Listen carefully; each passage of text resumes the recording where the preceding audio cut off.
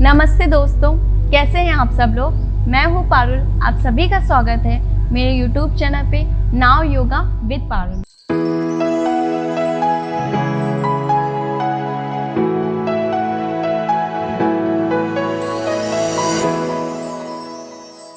दोस्तों, आज हम आपको डायबिटीज़ को नियंत्रित करने के लिए 5 प्राणायाम बताऊंगी। ये 2 शब्दों से मिलकर बना है, प्राण प्लस आयाम। प्राण का मतलब होता है जीवन शक्ति और आयाम का मतलब होता है विस्तार, यानी कि जीवन शक्ति का विस्तार करना, उसको नियंत्रित करना।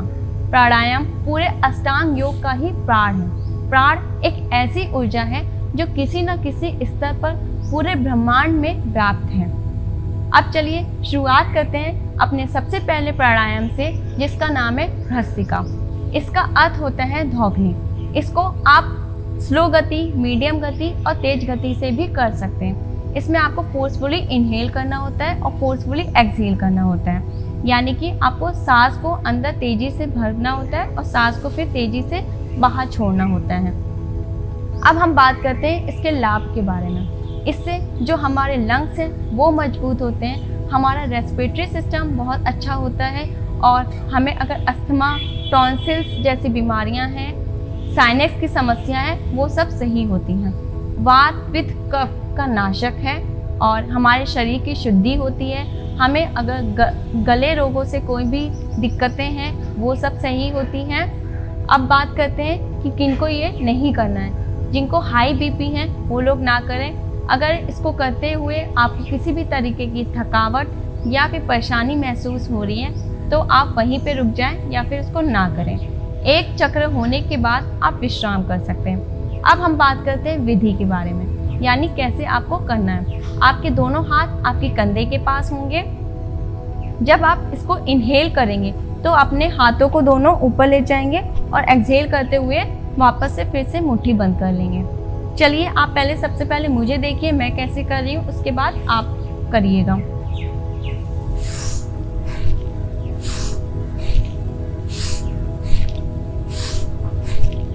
अब मेरे साथ आप कर सकते हैं।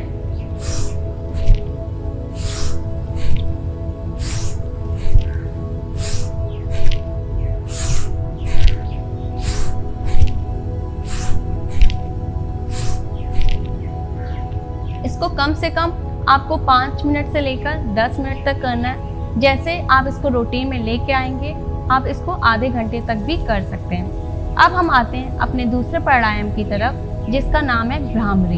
इसका मतलब होता है भौरा, यानी कि जब रेचक करते समय जो ध्वनि उत्पन्न होती है वो भौरे के समान गुंजायमान होती है। जब हम गुंजन करते हुए अगर आप चाहें तो आप ओम का उच्चारण भी कर सकते हैं और आप मुंह बंद करके अपने कोशिश करिएगा कि आपके दांत जो हैं वो एक दूसरे से ना लड़ें।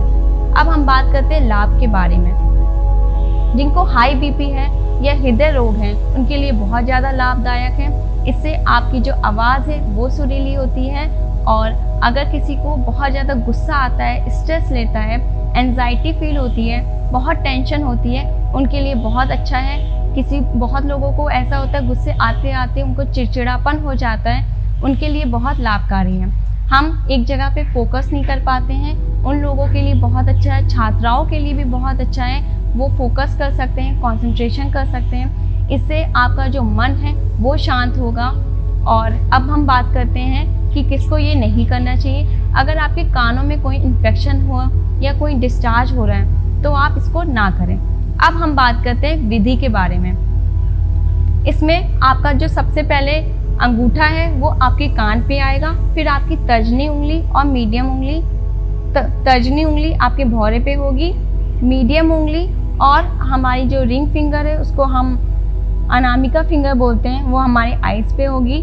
और 5वीं जो इसको हम अनिष्ठा बोलते हैं उंगली, ये हमारे लिप्स के ऊपर होगी।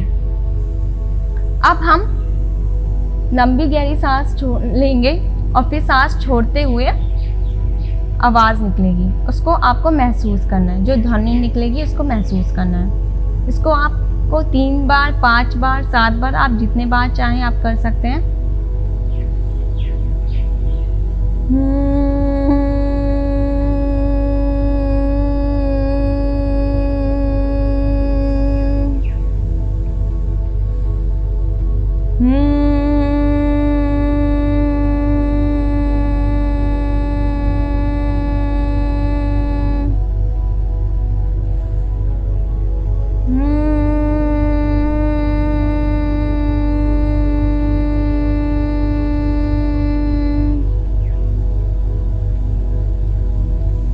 धीरे धीरे वापस अपने हाथ आप नीज पे ले आएंगे। अब हम बात करते हैं अपने तीसरे प्राणायाम की तरफ, जिसका नाम है कपालभाति। कपाल का मतलब होता है हमारे सर का ऊपरी भाग, इसको हम ललाट भी बोलते हैं, और भाति का मतलब होता है प्रकाश।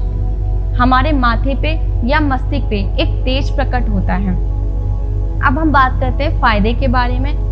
जिनको पेट से रिलेटेड समस्या है या पेट से रिलेटेड कोई भी बीमारी है, वो सारी खत्म होती है। किसी को अगर पाइल्स है, फिस्टुला है, कब्ज बनता है, कॉन्स्टिपेशन होता है, उनके लिए बहुत लाभकारी है। ये आपके चेहरे पे तेज लाता है, चमक लाता है। अगर आपका वज़न आपको कम करना है, आपके लिए बहुत अच्छा है। वेट लॉस वाले के लिए बहुत फ़ायदेमंद है। आपको अगर वेट अपना मेंटेन करना है, आप इससे मेंटेन कर सकते हो। मस्तिष्क से रिलेटेड जितनी भी समस्याएं वो सारी सही होती हैं, और हर तरीके की जो बीमारियां, जैसे लीवर में कोई प्रॉब्लम है, स्टमक में कोई प्रॉब्लम है, गॉल ब्लैडर में कोई दिक्कत है, हर तरीके की ये बीमारियों को ख़त्म करता है। कैंसर जैसी बीमारियों को ख़त्म करता है, शुगर को बिल्कुल पूरी तरीके से सही करता है। अब हम बात करते हैं कि किसको नहीं करना है, तो जो प्रेग्नेंट वुमेन है वो लोग ना करें। अब हम आते हैं विधि के बारे में। आपके दोनों हाथ आपके नीज पे होंगे, चिन्ह मुद्रा में होंगे। चिन्ह मुद्रा आपका अंगूठा और तर्जनी उंगली आपकी मिली हुई होंगी और वो आपके नीज पे होंगी। इसमें हम लंबी गहरी सांस लेके और एक्सहेल करेंगे फोर्सफुली। हमको मतलब तेजी से एक्सहेल करना है, सांस को बाहर छोड़ना है। जब आप ऐसा करोगे, आप फील करोगे कि आपका जो टमी है वो आपका अपने आप अंदर जा रहा है। तो आप मेरे साथ कर सकते हैं। अगर आप चाहो तो आप अपना एक हाथ टमी पे भी रख सकते हो ताकि आप फील कर सको।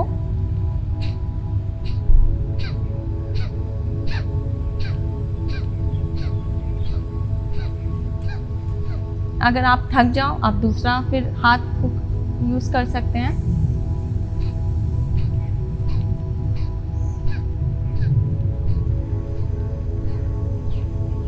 अब हम चौथे प्राणायाम की तरफ आते हैं, जिसका नाम है उद्गीत। इसमें हमको गहरी सांस लेकर ओम का उच्चारण एक लय में ध्यानपूर्वक करना होता है। अब हम बात करते हैं इसके लाभ के बारे में। इससे आपका मानसिक का विस्तार होता है, आपका मन शांत होता है, अनिद्रा के लिए बहुत अच्छा है जिनको नींद नहीं आती है, और हमारे जो भौतिक, मस्तिष्क और शारीरिक में बहुत ज़्यादा लाभदायक है। किसी को अस्थमा है उनके लिए बहुत अच्छा है।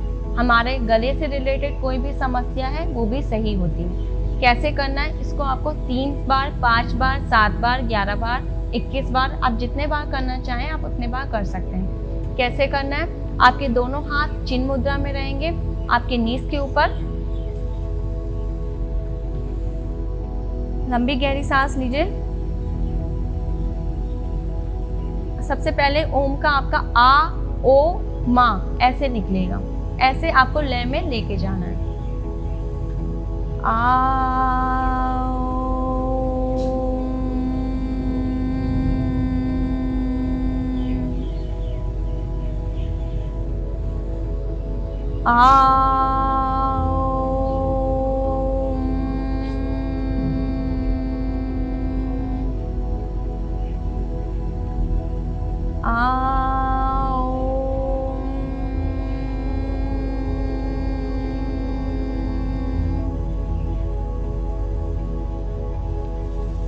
अब हम चलते हैं अपने 5वें आखिरी प्राणायाम की तरफ, जिसका नाम है अनुलोम विलोम।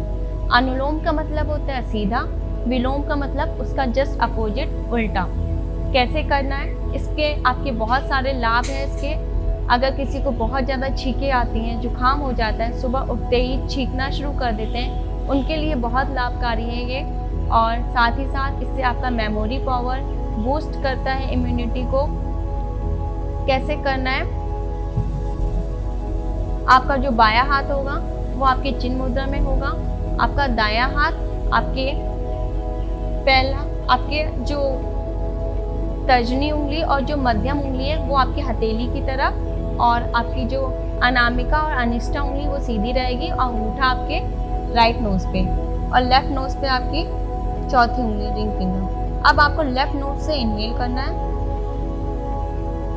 और राइट से एक्सहेल। बहुत धीरे धीरे करना है। फिर राइट से इनहेल और फिर लेफ्ट से एक्सहेल।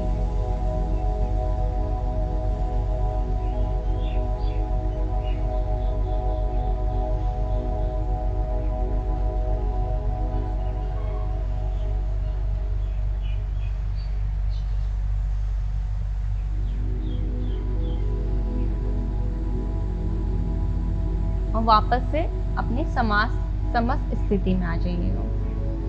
आपको इन सारे प्राणायाम को अपने डेली रूटीन में लेके आना है और आपको 10 मिनट से लेकर आधे घंटे तक ले जाना है। दोस्तों, मैं आशा करती हूँ आपको मेरा ये वीडियो पसंद आया होगा। अब आपसे मैं मिलती हूँ अपने आगे नेक्स्ट वीडियो में। आज के लिए धन्यवाद।